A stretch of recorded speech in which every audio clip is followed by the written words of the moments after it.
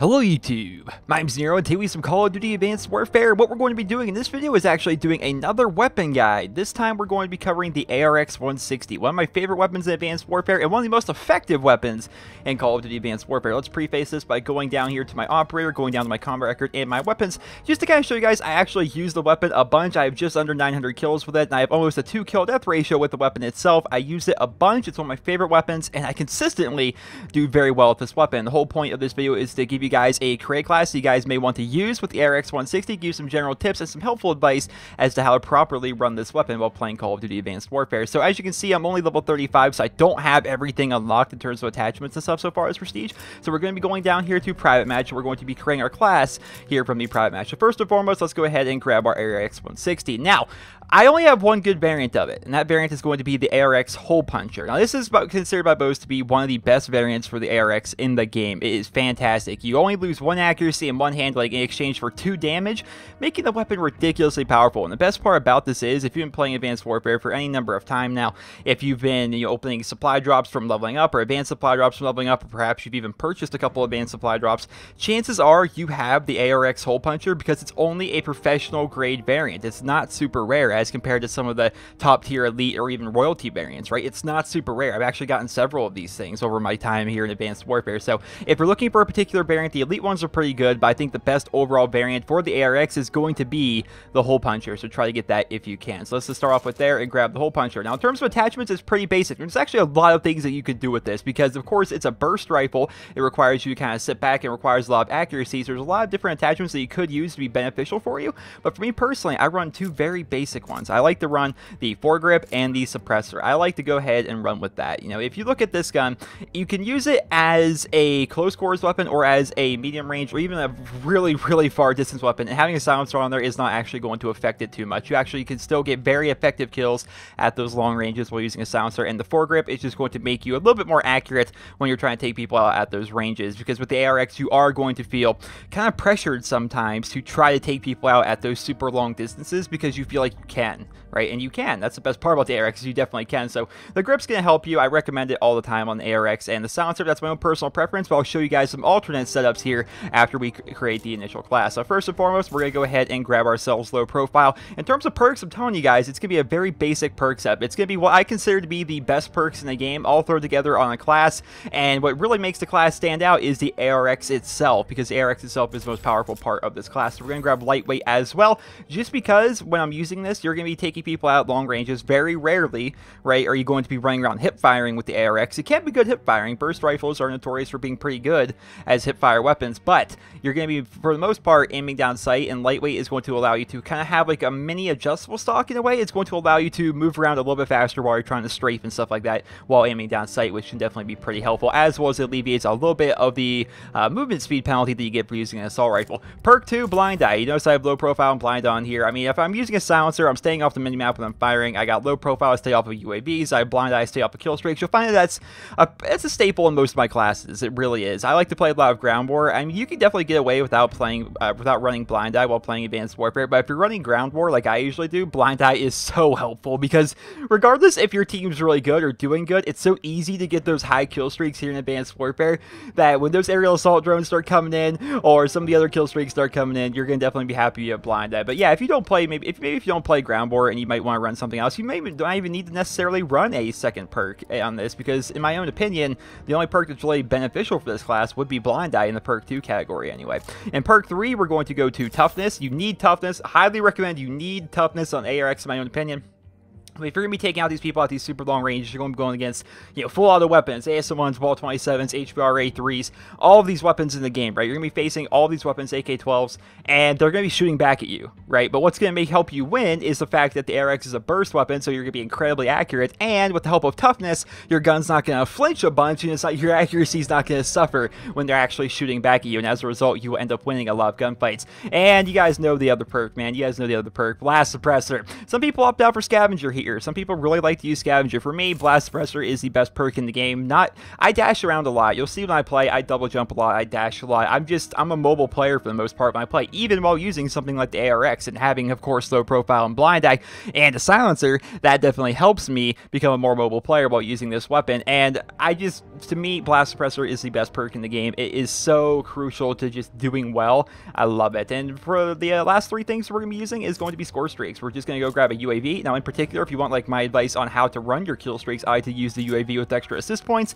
And then for number 2, I like to just run a normal system hack. And for number 3, I like to use a bombing run. Now, I could go ahead and make it so I get extra assist points on my system hack, but that's going to make it cost more than the bombing run, which really doesn't seem that useful, right? It just seems like it's not really going to help. So the way this is run, if you end up getting your system hack, you call on your system hack, you need 25 points to get your bombing run. Chances are, if your teammates get like 2 kills, you know, you're going to end up getting enough points there for your bombing run. And this, ladies and gentlemen, is the class up I use with the ARX. Now, again, we're going to go back here. We go all the way back up here to my class. No, not there, not there. Back out of the lobby. And then we're going to go up here to my operator, go down to my combat record, and go to weapons, and go down here to ARX. You see, I have almost a 2 KD with this gun. I've used it a lot. It's my, let's see, number 5th. It's my 5th most used weapon. I use it a ton. Now let's go ahead and actually cut to some gameplay and show you guys a little bit of action here with the ARX-160. Now this particular gameplay you're watching right now is using the exact same perk setup that I'm using, except I'm not using any attachments because I don't have attachments unlocked yet in this particular video. I actually have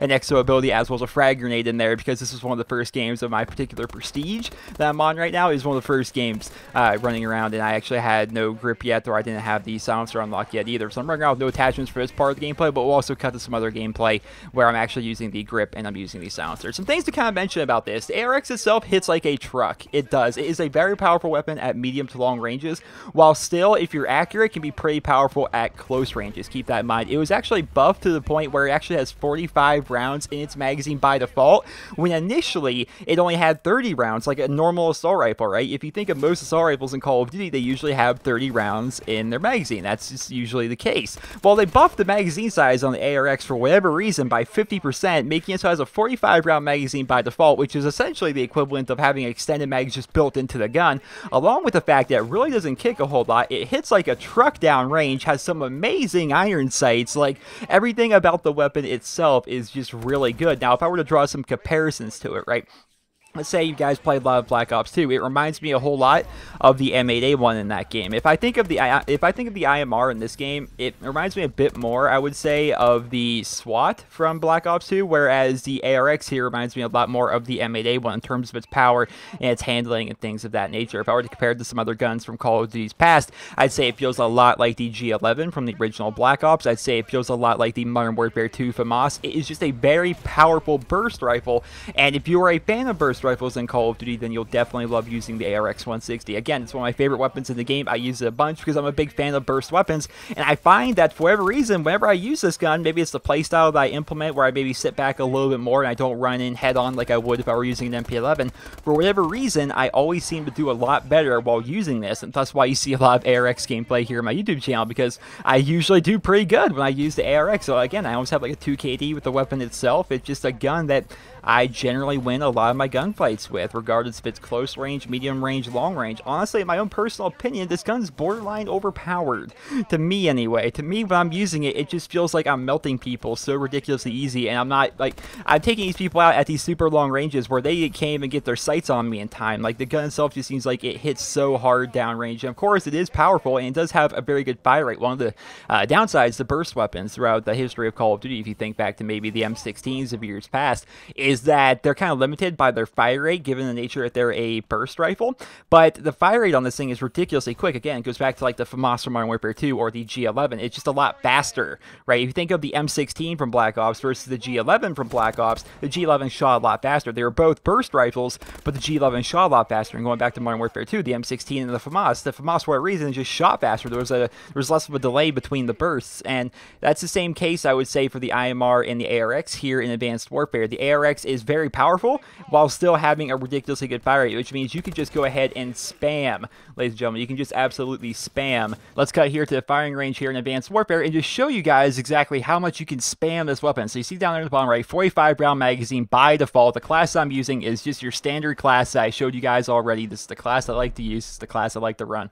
And if we come in here to the firing range and just run up here and start shooting, it's ridiculous how fast you can shoot this thing and how powerful it actually is downrange. You can take these guys out with these amazing iron sights at these long ranges very, very easily, which is one of my favorite aspects of the gun. Now, just to shoot straight here for a second, look how fast the bullets can go through here. You can just spam the trigger as fast as you want, and you can actually get a lot of shots off. And keep in mind, these things are all ridiculously powerful, as are most weapons that are burst rifles. They're usually very, very powerful in terms of the bullet damage itself, and it's very, very nice to use this weapon. I definitely enjoy it, and it can just be a monster. You guys have seen from the gameplay, you guys have seen from other videos I posted up here in the past, that the weapon itself can be ridiculously powerful in the right hands and with the right positioning. Just keep that in mind. It does require a bit of a different playstyle. If you're somebody that likes to run around with a submachine gun a lot, you are going to have a bit of a system shock when you start using the ARX if you want to use it a lot, because it does require a bit different of a playstyle. You're going to have to go to different areas of the map than you would usually go if you have a submachine gun. You're going to have to not challenge as much with this thing as if you were using a submachine gun.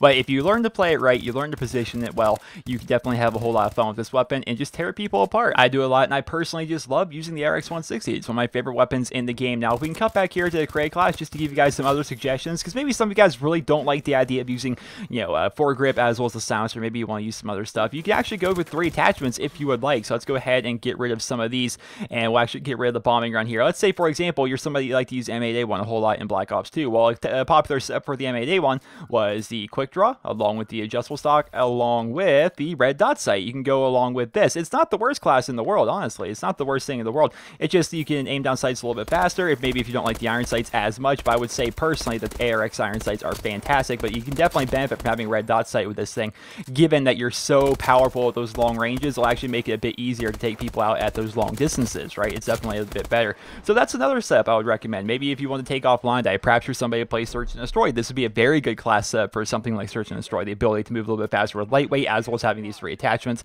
along with toughness and blast suppressors. Blast suppressor, of course, keeping you off the map. System hacks and the UAVs, of course, very good kill streaks to use while playing Search and Destroy. And just a different class setup. That's just something I could also recommend to you guys if you guys like to try it out. But ultimately, I still think my original setup was a bit better. This is how I personally like to run it as somebody that plays a lot of ground war, along with other game modes. I do play regular domination, I do play regular kill confirmed, and things like that. This is the class setup that I personally like to run the most. So I hope you guys all enjoyed this video. Hopefully you guys all found it helpful and informative. And if you did, please be sure to leave a rating. And of course, let me know in the comment section below if your class differs with the ARX-160. Do you guys like to run it differently than how I do in this video? Discuss in the comments. I'll definitely be interested to read about that. Well, I hope you guys all enjoyed this video. Remember to leave a rating. Hope you guys all have a wonderful day.